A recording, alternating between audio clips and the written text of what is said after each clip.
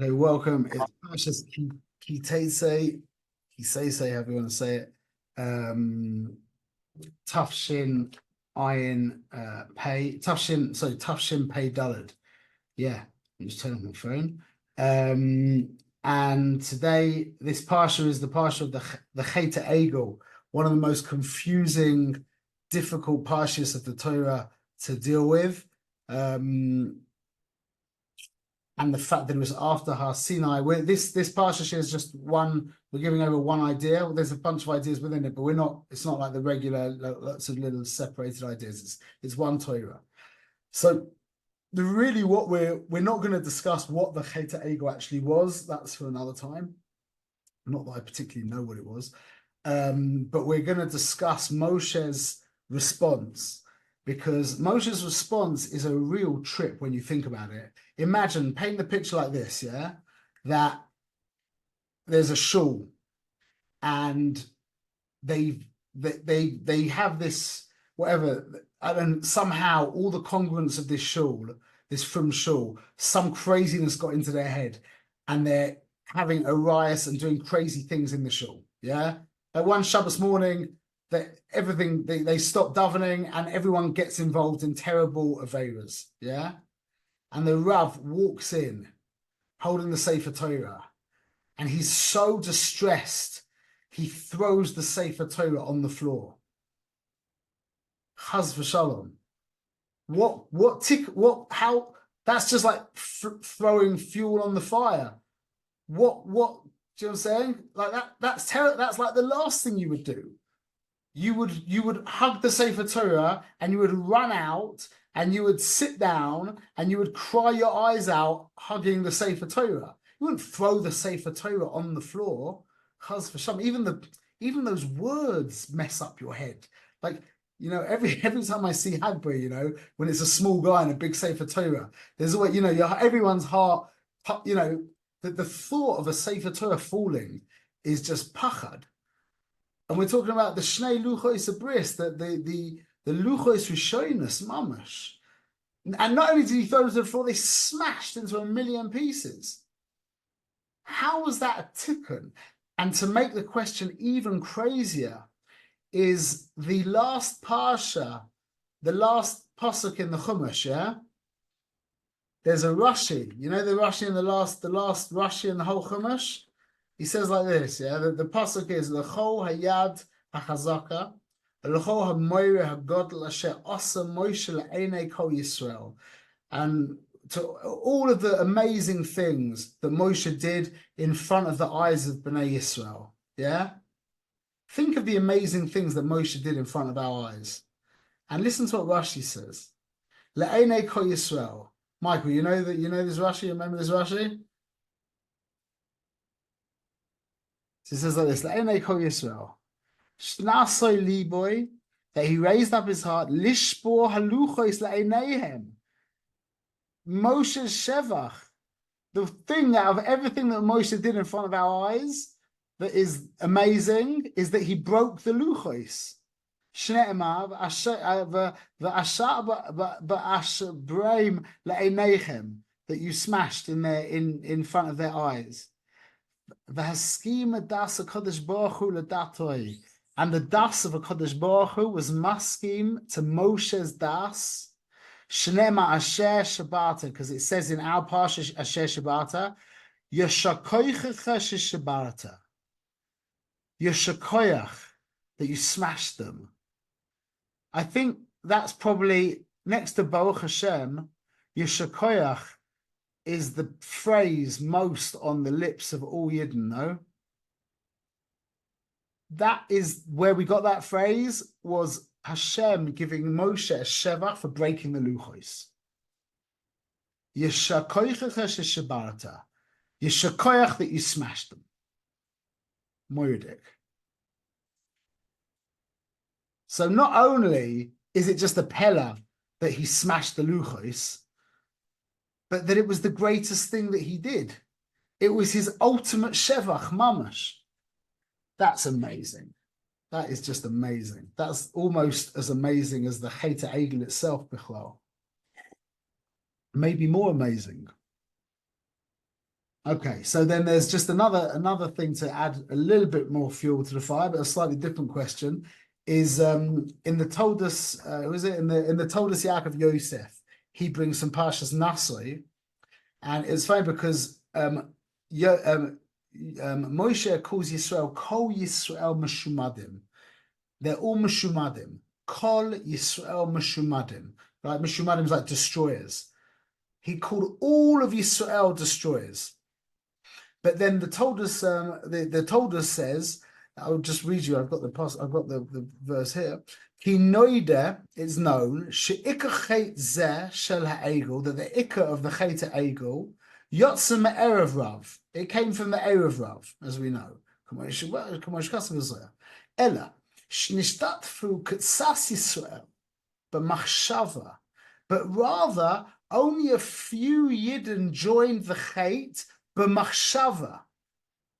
He basically said that no Yidden actually did the chet, only a few of them, and only b'machshava. V'gam Aaron nilkad b'chet ze b'shoigeg, and Aaron got trapped into this chet b'shoigeg. So it's like, we didn't do anything wrong. You've got the Erev Rav, who were all like Egyptians anyway. They're dancing around this calf. You've got the Yidden in the background, like looking, going.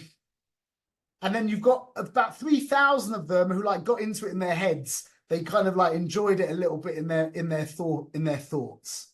And Moshe calls all of Am Yisrael Meshumadim. All of them are mamash destroyers.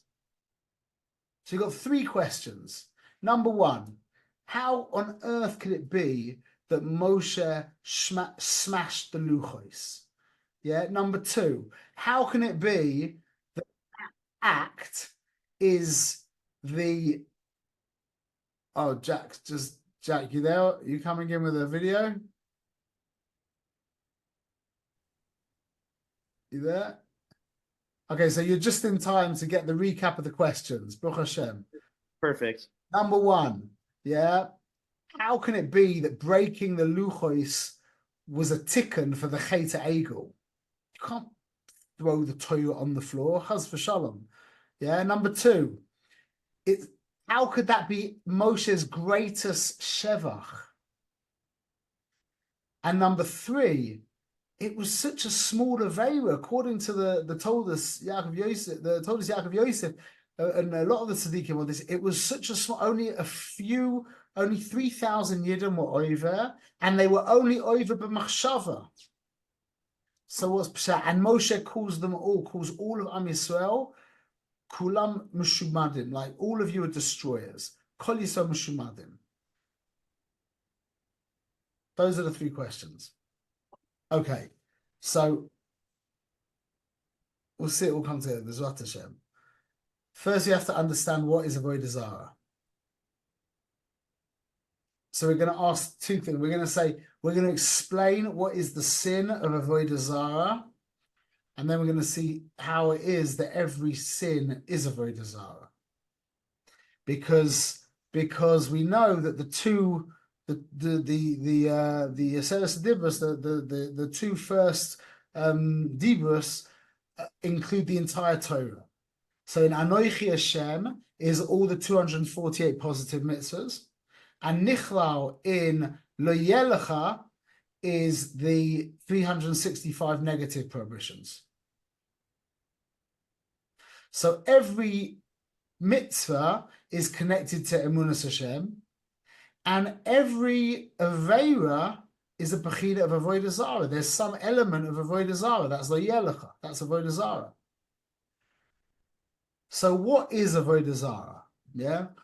Avodah Zarah, we can talk about this for a long time, but basically Avodah Zarah is not saying there is no God. It's attributing power to something else. Making something else an end unto itself, an independent power. And it comes out when you have this definition of Avodah Zarah, that believing in economics,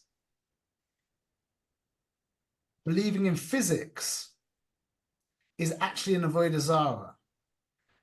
The laws of physics are a servant to the Ribono Shel Olam, and you have to see it like that. if the Boin Shalom, the fact that gravity sucks stones down to the floor is Hashem's opinion. He could change his opinion and stones would fly up to the air. It's not a separate thing. You with me? So attributing to gravity an independent metzius, it's a reality unto itself. That's already avodah zarah. The bechina of it, whether that's actually avodah zarah lefi, it's not avodah zarah lefi halacha. You wouldn't have to kill the guy, yeah. But the inyan of avodah zarah. So now, for example, it comes out that you'd see this in a guy like in a guy who's having a hard time earning parnas. He owns a shop, and he opens up his shop on Shabbos because, look, he would actually like to keep Shabbos, but Saturday's the busiest day, and he needs to earn money to pay for his family. So that this is now that's, you could say that he's doing that, or you could say, and this is quite a stark way of saying it, but it's not untrue, is that what is the worship of the god of Parnassa? To worship the god of Parnassa, the primary worship in this case would be opening your shop on Shabbos. That would be called worshiping the god of Parnassa. Now it's funny because it's only in that case when it becomes a problem. But in the week, the guy could be having the same thinking process, but it's no one notices. So that is very important to keep check of ourselves, yeah? But that's what avodah zarah is. Avodah zarah is attributing some kind of power to something other than God, okay? So now I understand opening a guy opening his shop on Shabbos is an avodah zarah because he believes in the God of Parnassa more than he believes in the God of Israel, yeah? But how is like eating a treif sandwich considered avodah zarah? What's the avodah zarah in eating a treif sandwich?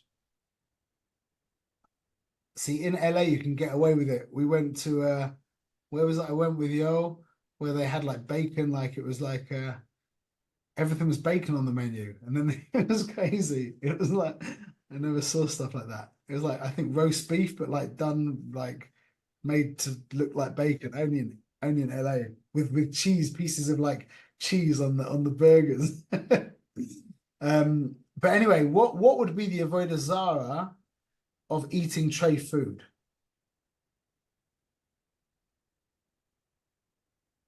How is that attributing power to something other than God?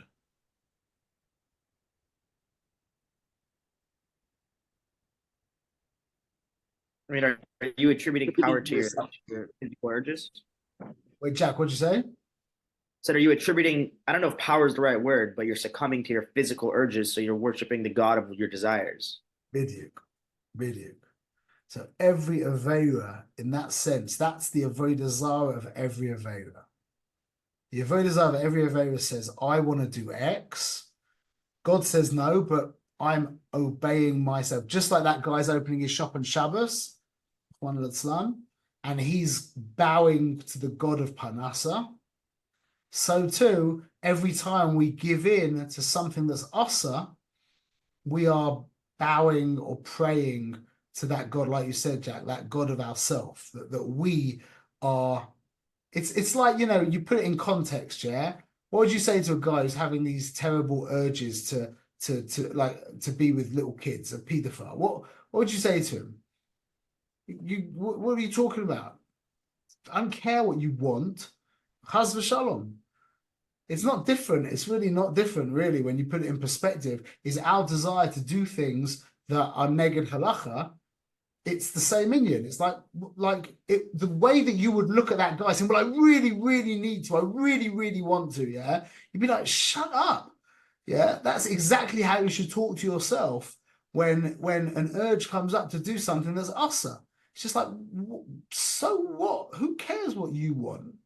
What's that got to do with anything? That's just pasha pshat, you know. I mean, everyone's like, yeah. But it's really, it's you know, that's just how it is. If you've got a will that goes against Ratzon Hashem, then don't listen to it. I don't care how hard it is, you can't listen to it, just like that pedophile. It could be like he could be in physical pain for that need that he has, yeah? And you'd just be like, what are you talking about?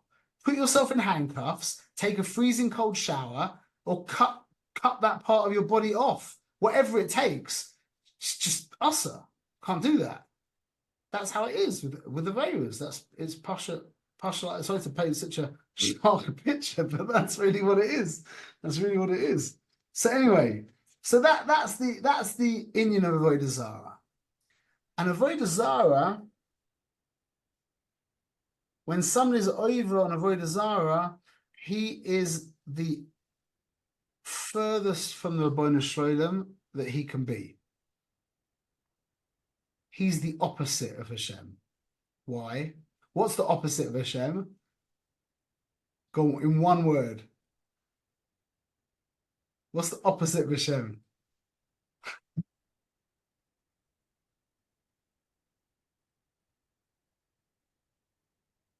You.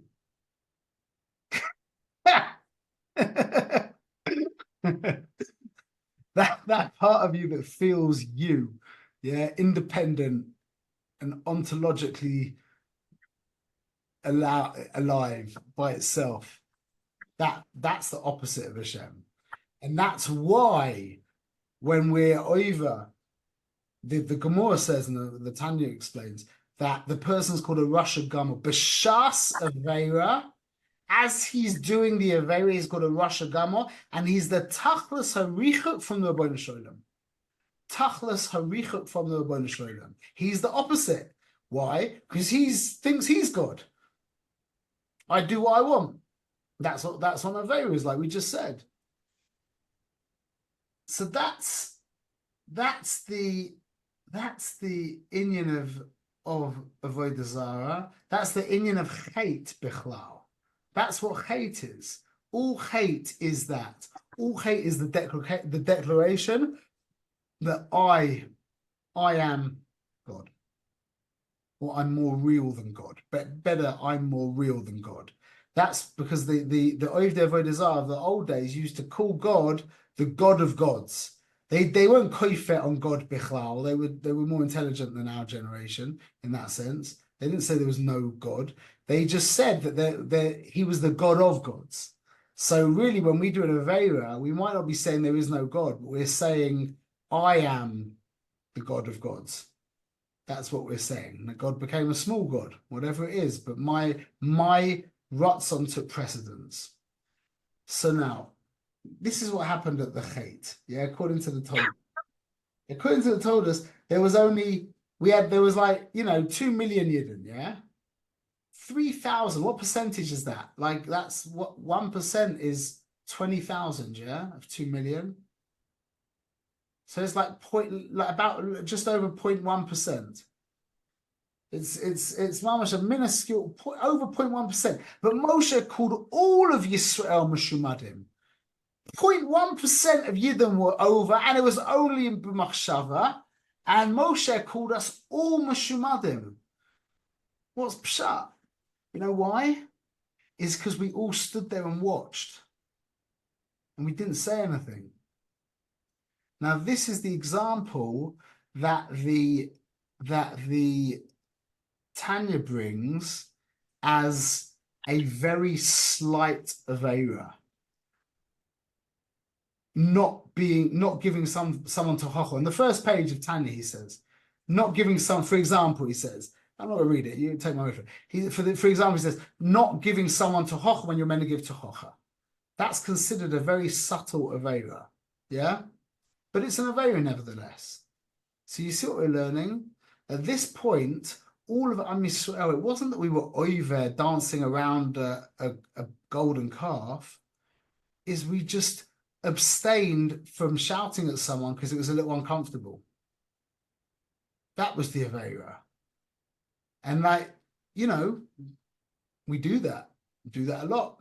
Do that all the time. But when all of Am Yisrael, now this is the scary bit. The Chiddush by the Chet Egel was that all of Am Yisrael were over on the same Chet. This is an Indian with the Levium that they weren't over, but they weren't over on any other. But that's what he meant. Kulan Meshumadim. I don't know about Levi, Shevet Levi. I'm not sure how that works, but the stum idea here is that all of Am Yisrael were over at that moment. And as Moshe comes down from the mountain, he sees all of Am Yisrael in the Bechina of Russia. Not because they were bowing to a statue, but just because they weren't doing something that was a little uncomfortable for them. But everyone. Now, this is the Shevach of Moshe. What is the Torah without Am Yisrael?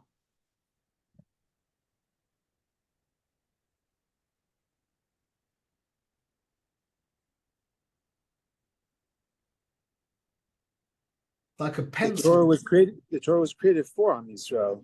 That without Am Yisrael, Torah can't exist in this world. Torah can't come into this world without Am Yisrael. You need Am Yisrael to do the mitzvahs. Am Yisrael are the ones who do the mitzvahs. What we're doing when we're doing mitzvahs, we're going to learn this in Tanya on Monday, B'ezrat Hashem, is it's the yichud of Kudsha Brichu Shchintei. Kudsha Brichu is called Ratzonu Yizbrach. That's Ratzon Hashem. That's called the Torah. That's Kudsha Brichu, HaKadosh Baruch Hu. The Shechina is Am Yisrael. When Am Yisrael do the Torah, that is called a yichud of Kudsha Brichu Shchintei. That is the coming together of Kudsha Brichu Shchintei. You know, a nice way of understanding it, just in a more simple terms, is you've got God, you've got the world, and then you've got them sticking together, which is Am Yisrael doing mitzvahs. That's what Am Yisrael doing mitzvahs are. We are the glue that holds together the Rabbeinu Shalom with his creation, the Boirei with the Bria. That is Am Yisrael doing mitzvahs. That is the Torah is the bit, the lowest bit of Hashem, so to speak.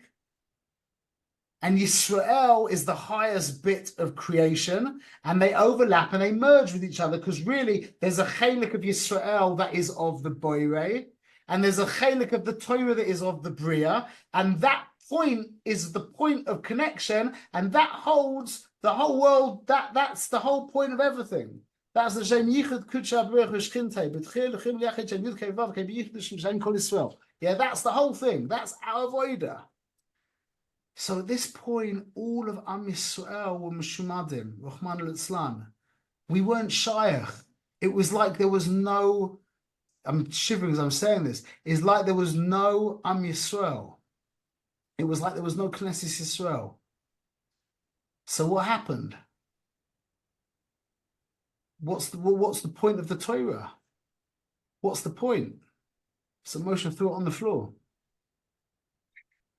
If there's no Am Yisrael, there's no Torah. So he was just holding a couple of pieces of rock. So he threw them on the floor. What's the Shevach of Moshe? Why is that the Shevach of Moshe? That answers up why he threw them on the floor. If there's no Am Yisrael, then there's no Torah, so there was no Kedusha. And there was no, I mean, the Chazal say that all the letters flew up, the Neshama went away from the Luchos, because there was no Am Yisrael. That's how choshev we are. That's how choshev Am Yisrael is. The Torah makes us choshev, and we make the Torah choshev. It's moiridik. So Moshe is standing there with these big pieces of rock.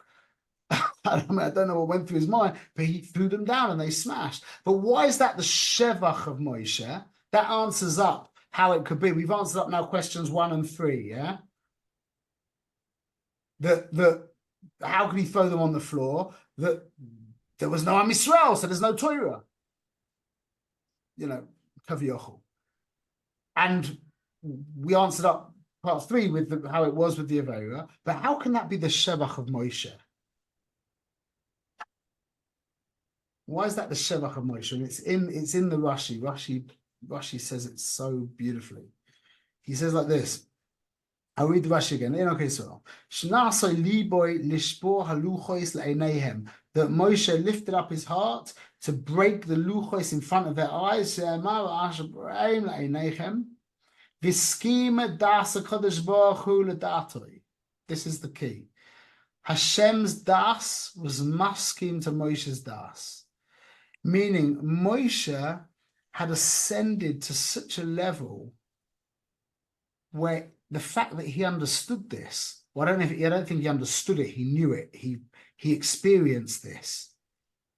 That was the Shevach of Moshe, that he had become so aligned with Rabbeinu Shloilem that when he saw that Am Yisrael were all Bechinas Russia for that moment, he realized that the Torah had no kiyum and he smashed the luchos. That was the shevach of him. Yeshar koichacha, meaning that he was so yashar koyach. Yeah? Meaning he was aligned. Yashar koyach. He was so aligned with the Rebbeinu Shloilem. He was so in sync with reality. That was the shevach of Moshe Rabbeinu. So in sync with reality, and that's Chazal say in the Medrash that Moshe from his waist down was Bnei Adam, and from his waist up was Elohim. I should say Elokim, sorry. Elokim. He had become so godly that he was absolutely aligned with the Rebbeinu Shloilem, and that was the Shevach of Moshe Rabbeinu. We should be zeicha to become aligned with Rebbeinu Shloilem, B'ezrat Hashem, and to never ever see a repeat. The Ched Egel after the Ched Eitz Das maybe joint with the Ched Eitz Das was like the darkest day of history. It was terrible, really bad day. So the tikkun is the tikkun for us here on that level is, I suppose in this generation, it's probably not giving to Chocha because people can't hear it. So although it's funny because that was the problem, if we do need to give to Chocha, yeah, we should, but remember that it's a mitzvah to not say anything. If it's gonna, most times nowadays when you say something to try and correct someone, they'll go against you more bedafka. So we should hold back from that. But the real tikkun is mitzvah, and the real tikkun is aligning ourselves with the Rebbeinu Shloilem. Because Moshe was for sure doing the right thing, and he was mamash aligned. That's Yeshar Koichacha. So whenever we give someone the bracha of Yeshar Koyach, yeah, we're basically saying you are aligned with the Rebbeinu Shloilem. You know, because in Nepal there's a greeting that they say namaste. You heard that? Namaste. And the translation of that is, I honor the goodness in your heart. And I thought that was so nice. That's just so nice. Yeah, so we say Shalom Aleichem, which is like peace be on you, which is also very nice. But listen to that, man. Yeshar Koichacha. You should be aligned with God. You should be so aligned with God that reality to you is what it really is. Not okay, we should be Zeicha. Yeshar Koichacha. Okay, cool. A good Shabbos, everyone. Shabbos. Thank you.